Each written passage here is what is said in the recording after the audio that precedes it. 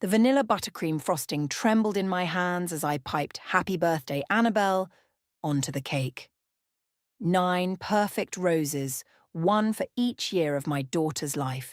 Everything had to be perfect today, even if I was running on 3 hours of sleep and enough coffee to fuel a small army. My name is Heidi, and I've spent the last 4 years making sure my daughter never feels the void her father left when he walked out on us. Today would test that resolve more than ever. Mom, is Daddy really coming? Annabelle's voice carried from the living room where she was arranging party favours in rainbow order.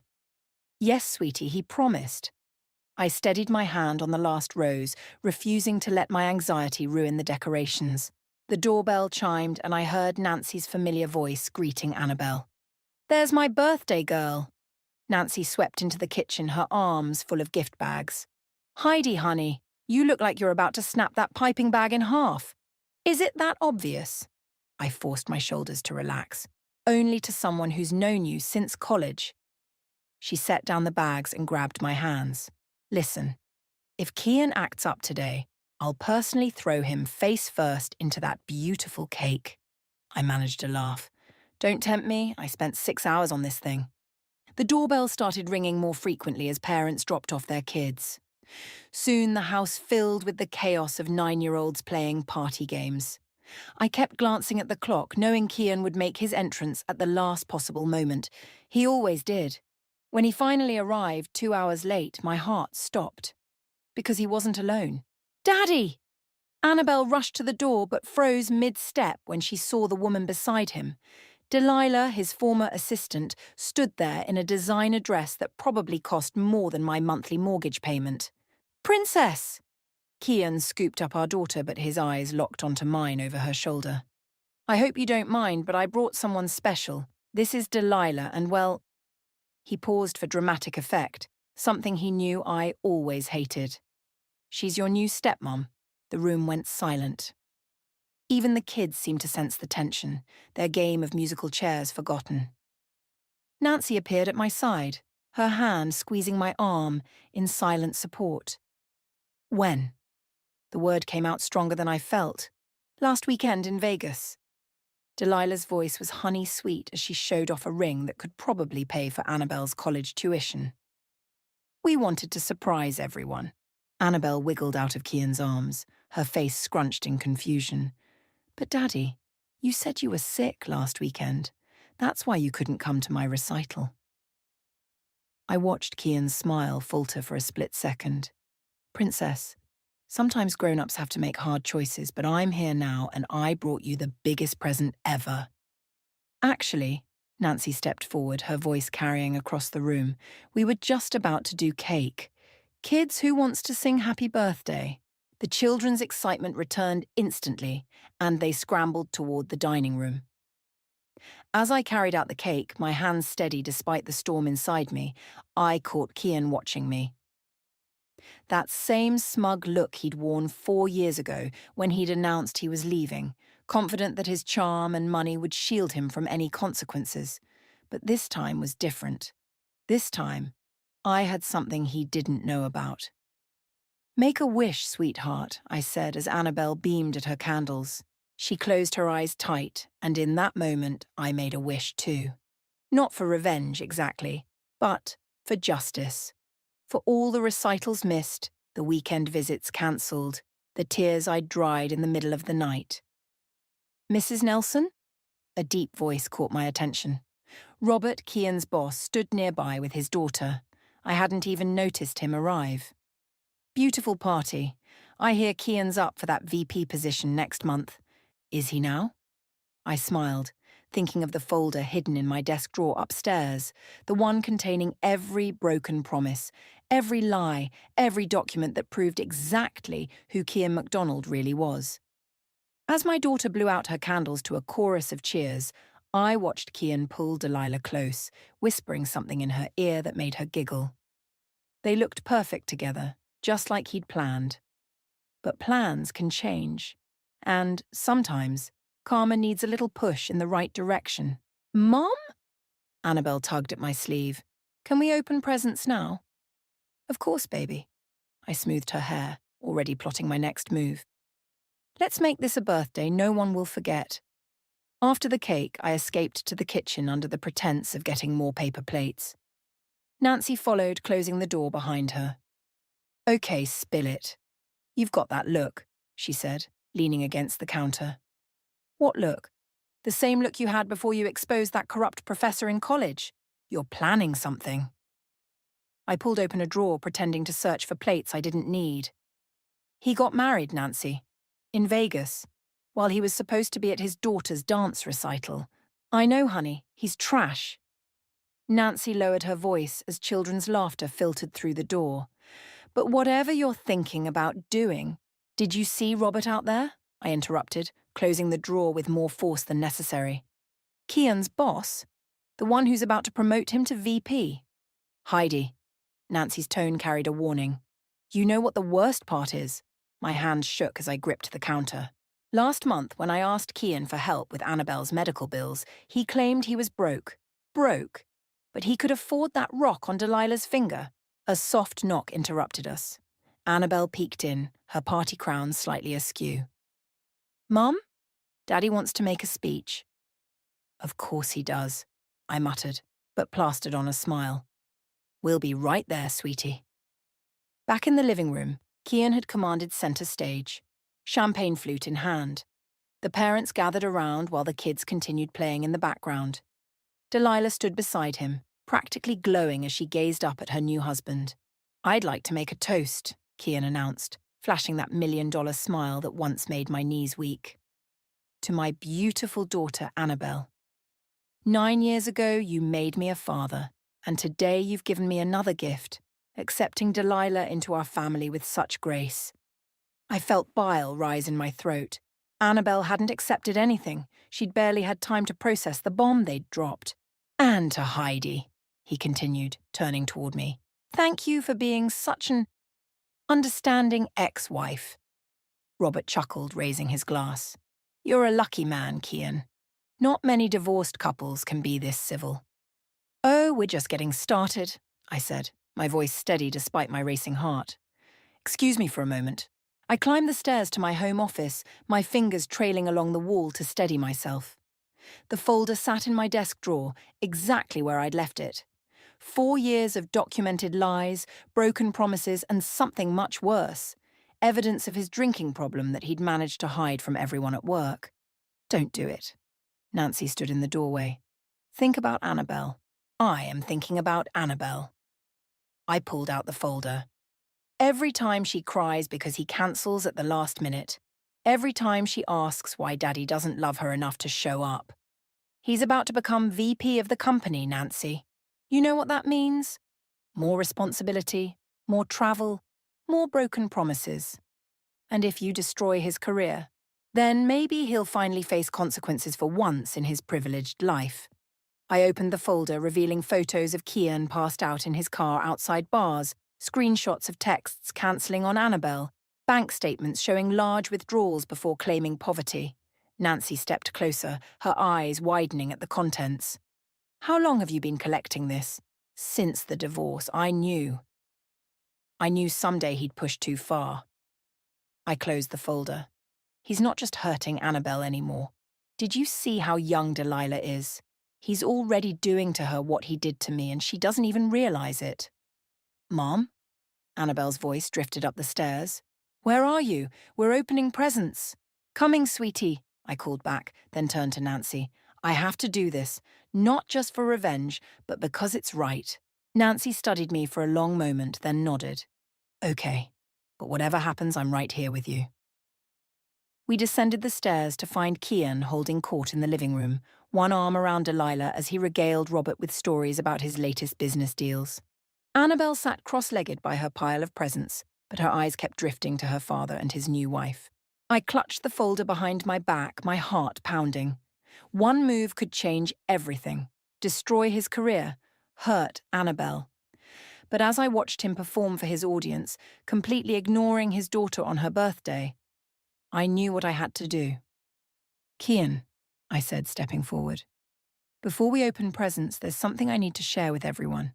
The folder felt heavy in my hands as I approached him, years of pain and anger condensed into manila and paper. Delilah's smile faltered as she noticed my expression, but it was Robert's curious look that gave me the final push I needed. Sometimes karma needs evidence to do its job. Actually, Kian interrupted, setting down his champagne flute, let's do presents first. Princess, want to see what Daddy got you? Kian, my voice cut through the room like ice. This can't wait. I placed the folder on the coffee table between us. The room grew quiet, save for the muffled giggles of children playing in the backyard. Thank God Nancy had the foresight to usher them outside. What's this? Robert asked, leaning forward with interest. Just some old paperwork, Kian said quickly, reaching for the folder. I placed my hand firmly on top of it. You know what's interesting about paperwork? I smiled, the kind of smile that doesn't reach your eyes. It tells stories. Like how someone can claim they're too broke to help with their daughter's medical bills while spending thousands at bars and casinos. Kian's face paled. Heidi, don't. Or how someone can miss their daughter's recital claiming to be sick when really they were in Vegas getting married. I opened the folder, pulling out a stack of photos. But my personal favourite is how someone can drive drunk multiple times, yet somehow keep it quiet at work. Robert straightened in his chair. Excuse me? She's lying. Delilah jumped in, her perfectly manicured hand gripping Kian's arm. This is just a bitter ex-wife trying to cause trouble. Pictures don't lie. I spread the photos across the table. Neither do police reports, or bank statements, or the dozens of texts cancelling on your daughter at the last minute. The room fell silent as Robert picked up one of the photos.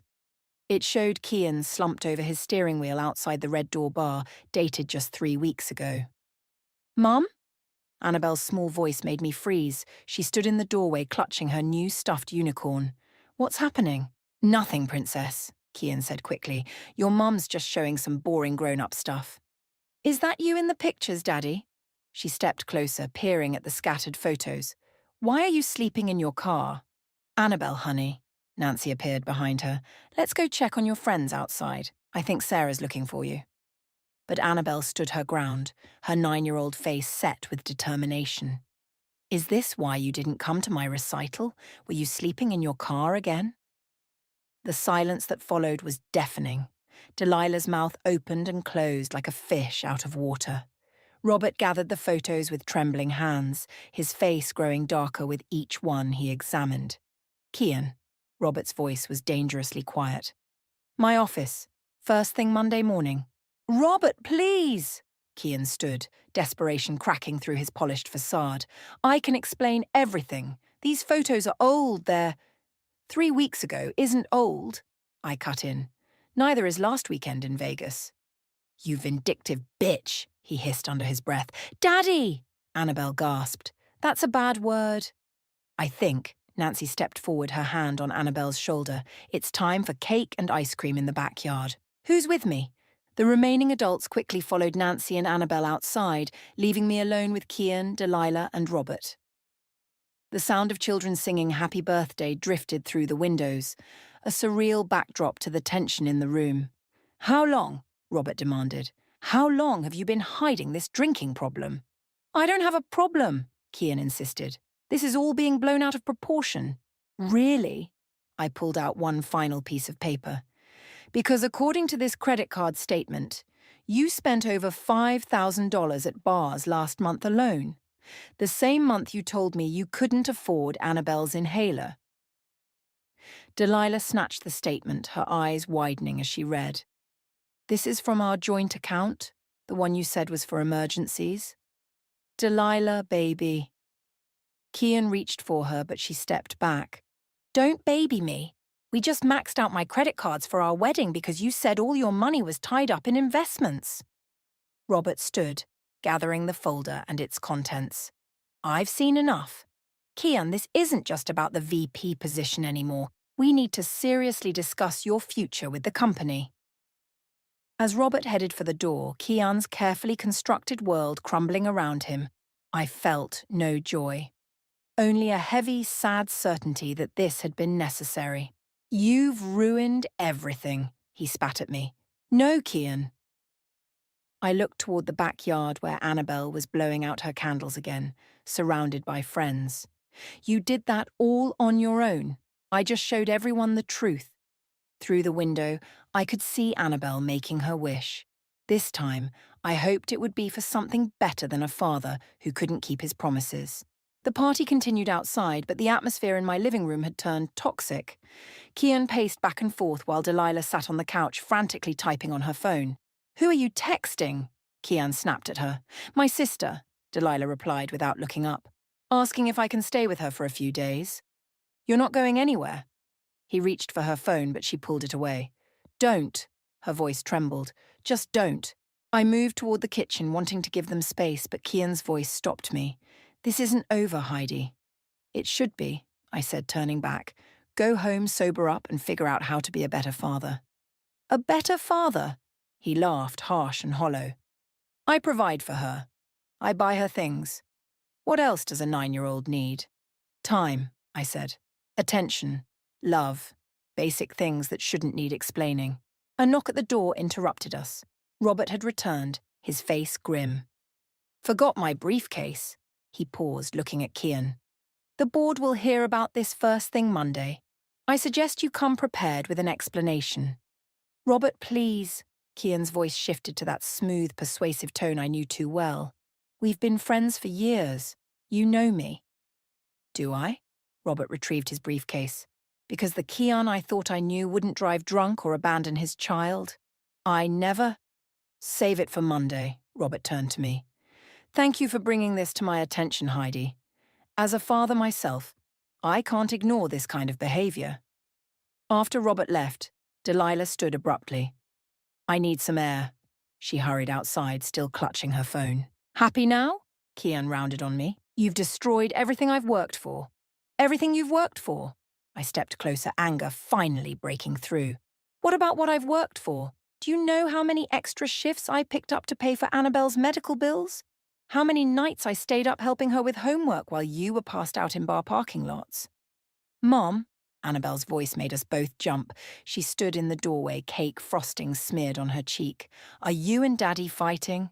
"No, sweetie," I started, but Kian cut me off. "Yes, we are, because your mother just ruined Daddy's job." "Kian," I hissed, but the damage was done. Annabelle's lower lip trembled. "Is that true, Mom?" Before I could answer, Nancy appeared behind her. "Hey, kiddo, Tommy's about to break the piñata. You don't want to miss that, right?" "I want to know what's happening," Annabelle insisted, her voice small but determined.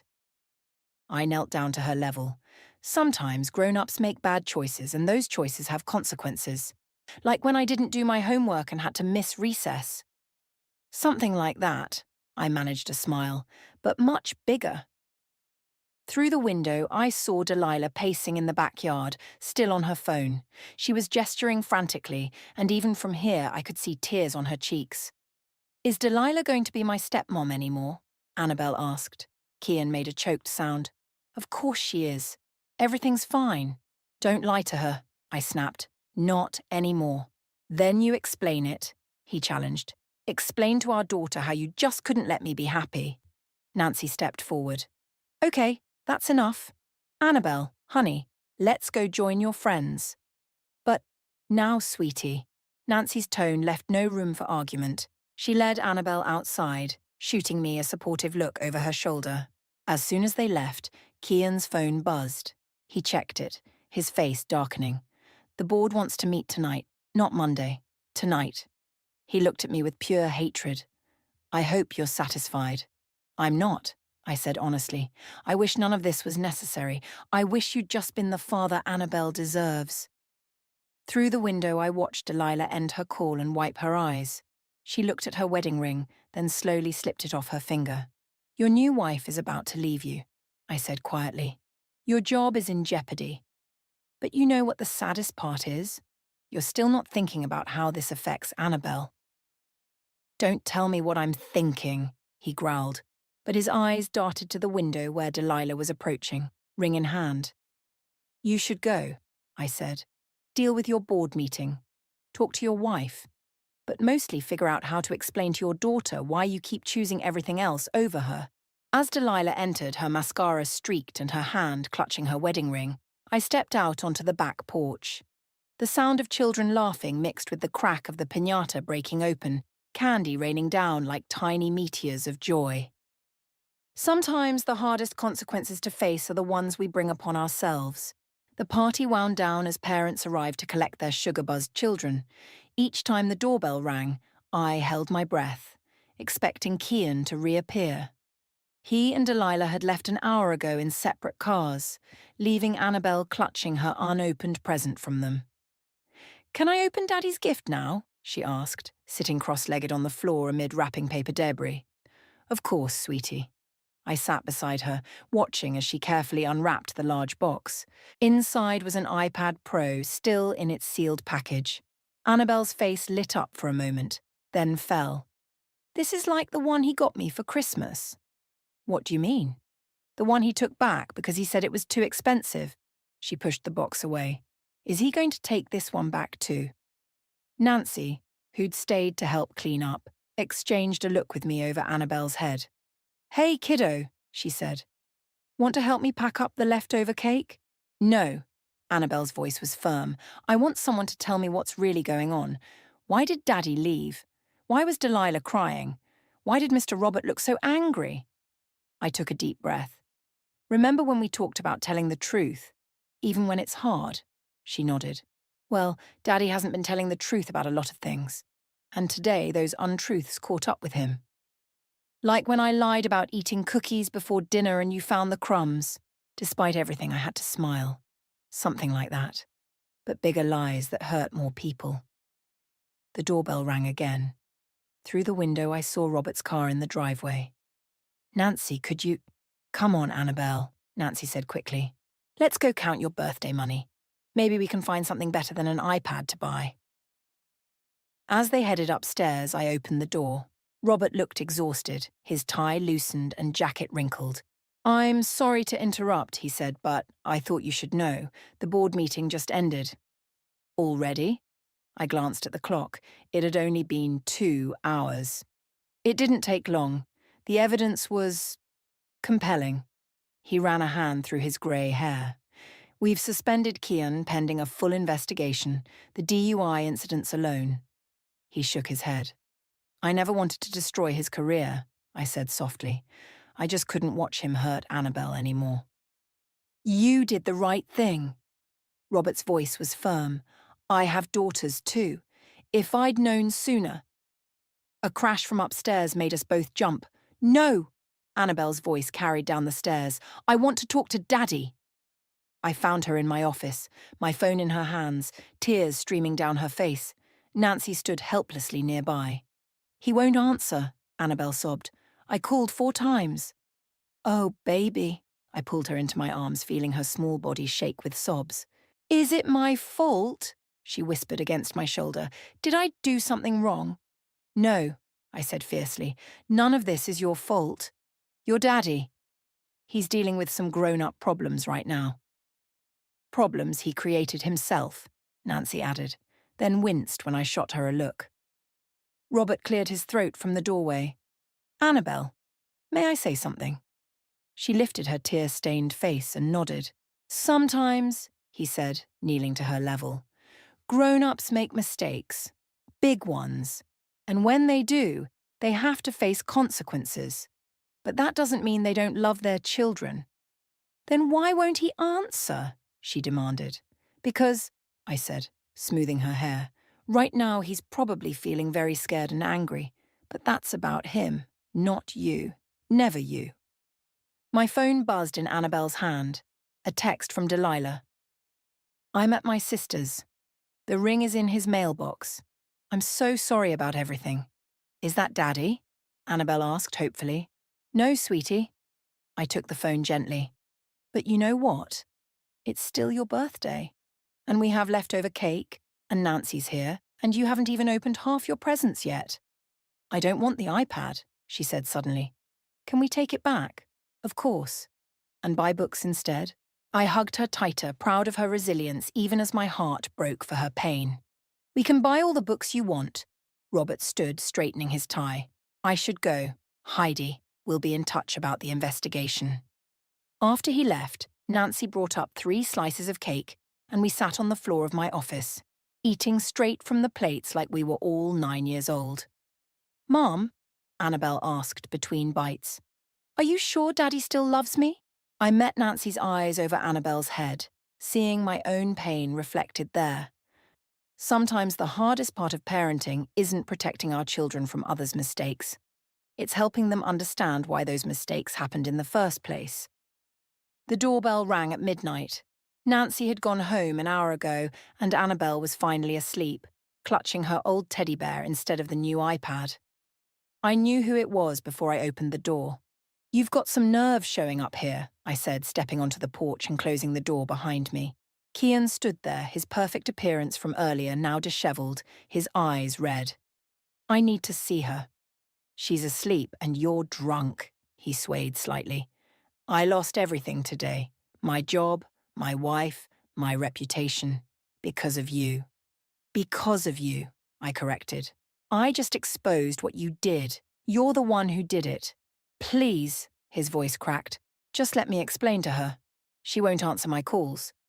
"She's 9, Kian. She shouldn't have to answer calls from her drunk father at midnight." A car slowed as it passed my house, and I recognized Delilah behind the wheel. She parked across the street but didn't get out, just sat there watching us. "She left me," Kian said, following my gaze. "Took all her things and left." "Can you blame her? You lied to her too." He slumped against the porch railing. "The board suspended me. Pending investigation. Do you know what that means? No salary, no benefits, no more expensive bars," I cut in. "No more gambling with money that should have gone to your daughter's medical bills." "I can change," he whispered. "I'll get help. I'll do whatever it takes." "Good. You should. But not for me. Not for your job. Not even for Delilah. Do it for Annabelle." The front door creaked open behind me. Annabelle stood there in her unicorn pajamas, eyes wide. "Daddy!" "Princess!" Kian straightened, trying to hide his intoxicated state. "I came to say, you smell like the stuff Mom says is only for grown-ups." She wrinkled her nose. I had a bad day, sweetheart. Because of the pictures. The ones of you sleeping in your car." He flinched. "Those pictures, they don't tell the whole story." "Then what is the whole story?" she demanded, suddenly sounding older than her 9 years. "Why did you miss my recital? Why did you lie?" Across the street, Delilah finally got out of her car. She walked toward us slowly, her heels clicking on the pavement. "I think," she said, reaching the bottom of the porch steps, "your daddy needs to get some help before he can answer those questions." "Delilah," Kian turned to her, hope flashing across his face. "You came back. Not for you." She looked at Annabelle. "I came to say goodbye properly. You deserve that much." "You're not going to be my stepmom anymore?" "No, sweetie, I'm sorry." Annabelle nodded slowly. "That's okay. Mom says sometimes people have to leave to take care of themselves." I felt a surge of pride through my tears. When did my little girl get so wise? "Kian," Delilah's voice was firm, "your sister's waiting at your house. She's going to take you to that rehabilitation center we talked about." "You called Rachel?" He looked betrayed. "Someone had to. You need help." "Daddy?" Annabelle's small voice cut through the tension. "Are you sick? Like when I had to go to the hospital for my breathing?" Kian's face crumpled. "Something like that, Princess. But different. I haven't been making good choices." "Will getting help make you better? So you can come to my recitals?" "I hope so." He reached for her, then stopped himself, looking at me for permission. I nodded slightly and he hugged our daughter, careful to keep his distance from me. "I'm sorry," he whispered into her hair. "I'm so sorry." "Prove it," I said quietly. "Not with words or presents or promises. With actions." Delilah touched his arm gently. "Rachel's waiting. It's time." He released Annabelle, stepping back. Will you let me call her when I'm better?" "That depends on you," I said. "Show us you're serious about getting help. Show her you can be the father she deserves." As Delilah led him to her car, Annabelle slipped her hand into mine. "Mom, Is Daddy going to the hospital? Something like that. A special place where they help people make better choices. We watched the car drive away, Annabelle's hand warm in mine. After a moment, she looked up at me. Can we take the iPad back tomorrow? Of course, why? I want to donate the money to the hospital, the one that helps me breathe better. She paused. Maybe they can help other kids while Daddy gets better too. I pulled her close, marveling at how children can sometimes teach us more about forgiveness and hope than we could ever teach them. 3 days after the party, Robert called me into his office. The corporate building loomed over me, all glass and steel, as I rode the elevator to the executive floor. Thank you for coming, he said, gesturing to a chair. We need to discuss some complications. Complications? He slid a folder across his desk. Not mine, but one bearing the company logo.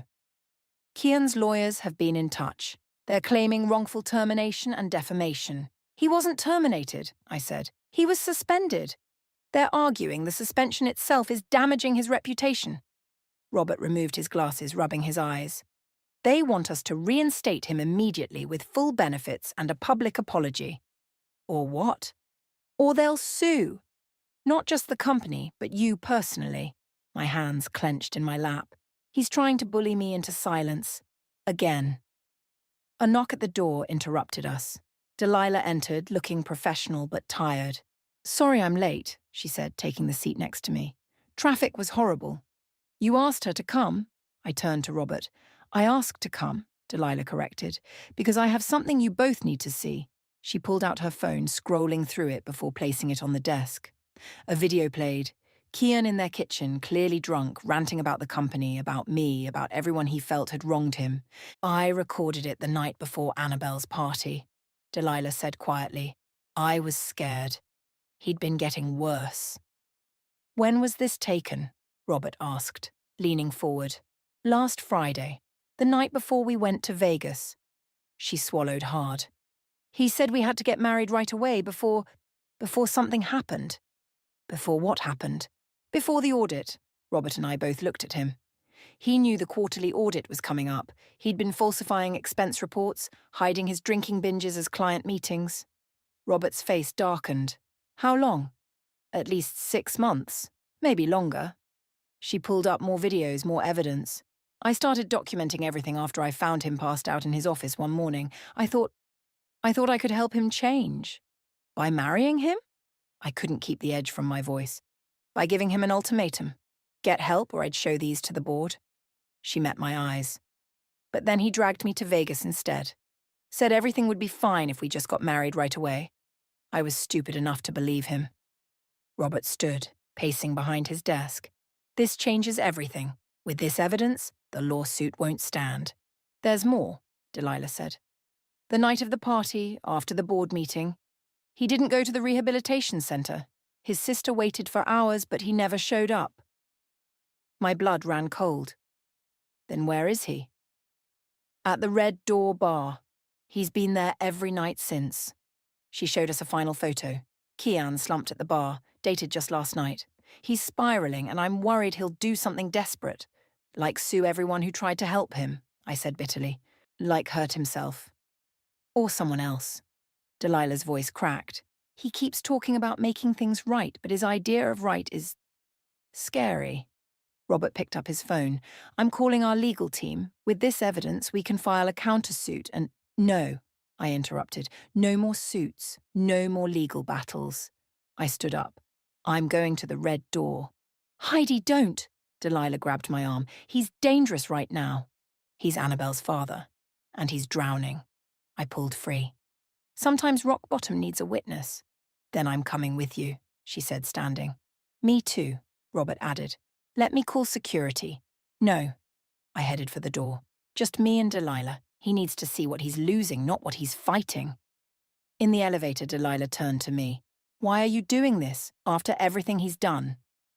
Because my daughter asked me this morning when Daddy was coming home from the hospital. I pressed the lobby button. I'm tired of lying to her. And if he refuses help, then at least we can tell her we tried. That's more than he's done so far. As we drove to the Red Door, I thought about the folder that started all this.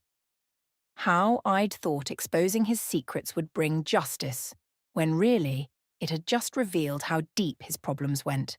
Sometimes karma doesn't just deliver consequences. It delivers opportunities for change.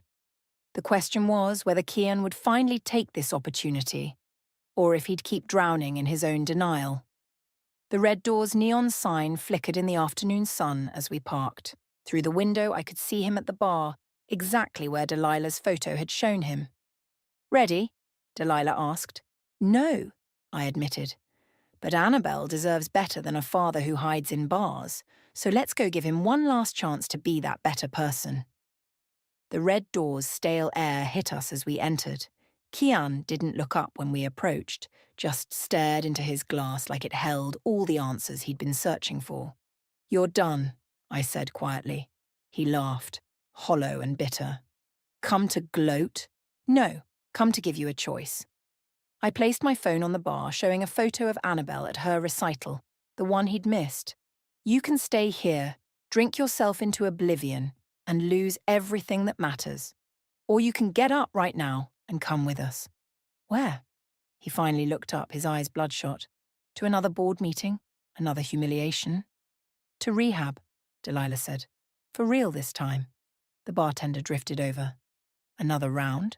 "No," I said firmly. "He's done." "You can't decide that for me," Kian snapped. "No, but Annabelle can." I played a video on my phone, Annabelle sitting on her bed, recorded this morning.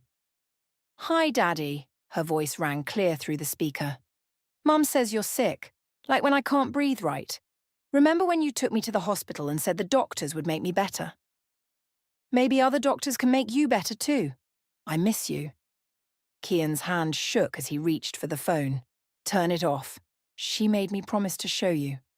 I let the video play. "She said maybe you just needed to remember what matters." "I don't deserve her," he whispered. "No, you don't," Delilah agreed. "Not right now, but you could. The lawyers..." "Drop the lawsuit," I cut in. "Use that money for treatment instead. Show her you can be better." He stared at his glass for a long moment. "What if I fail?" "Then you fail trying to be better, instead of succeeding at being worse." The bartender returned. "Last call?" Kian pushed the glass away. "No, I'm done." Outside, Rachel's car waited in the parking lot. She stepped out, relief washing over her face when she saw her brother walking under his own power. "The center has a bed ready," she said. "They can take you now."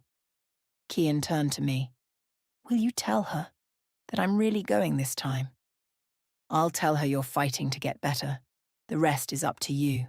"I'll send you updates," Rachel promised as she helped him into the car. "Weekly reports if you want them." "No," I shook my head. "Let him earn the right to give updates himself, when he's ready." As Rachel's car pulled away, Delilah touched my arm. "Why did you really come today?" "Because revenge wasn't the answer." I watched the car disappear around the corner. "Annabelle deserves to know we tried everything before letting go." My phone buzzed. A text from Nancy. "Annabelle's asking about dinner. Everything okay?" "Want to grab pizza?" I asked Delilah. I know a 9-year-old who'd love to hear how her father's finally getting help. She smiled, tears in her eyes. "I'd like that." At home, Annabelle launched herself into my arms. "Did you find Daddy? Is he going to the hospital?" "Yes, baby, he's getting help."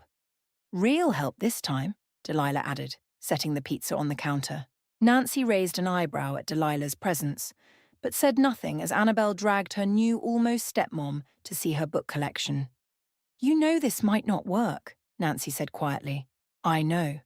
But she needs to see we tried, that sometimes love means making hard choices. Like showing those photos. Like giving someone a chance to change, even when they've hurt you."